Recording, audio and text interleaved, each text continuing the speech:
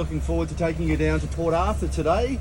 It's quite an exciting day. We've got some nice weather too, which is a bonus. It's been a little bit all over the place for the last couple of days or so.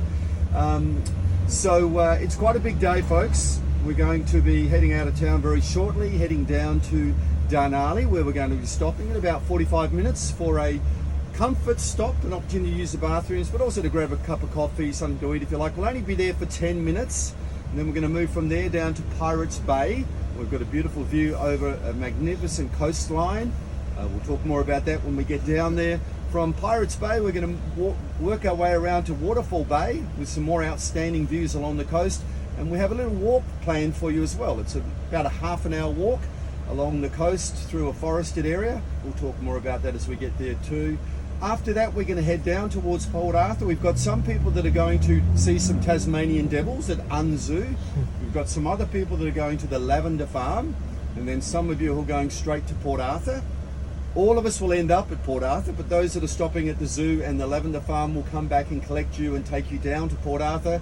So you'll have a little bit less time there, but not much less. Then down to Port Arthur, where you'll have somewhere between 2.5 to 3 hours at Port Arthur, including a nice cruise in the harbour or on a boat. We'll be jumping back on the bus at 3 o'clock, and then we'll be having a drive for about an hour and a quarter through to a little historic town called Richmond, just about 20 minutes outside of Hobart. We'll be getting into there at about, what time is that normally? About 4:15. 4:30. We'll have half an hour at Richmond, and then we'll get you back into Hobart by about 5:30. Does anyone have any questions about that today? No? Alrighty. Just a couple of quick things to go through. We are in a small contained space, so if you do need to cough or sneeze, if you wouldn't mind sneezing or coughing into your elbow, I think that would be appreciated by everybody. Now, in the highly unlikely event of an incident, we have to get off the bus in a hurry. We do have an emergency exit at the rear of the bus.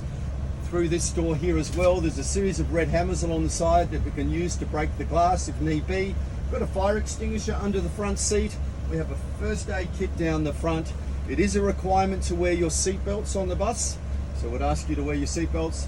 Now, the emergency number, if we need to ring emergency services, is 000, the same as it is on the mainland, because we're part of the mainland in Tasmania, even though people forget about us at times.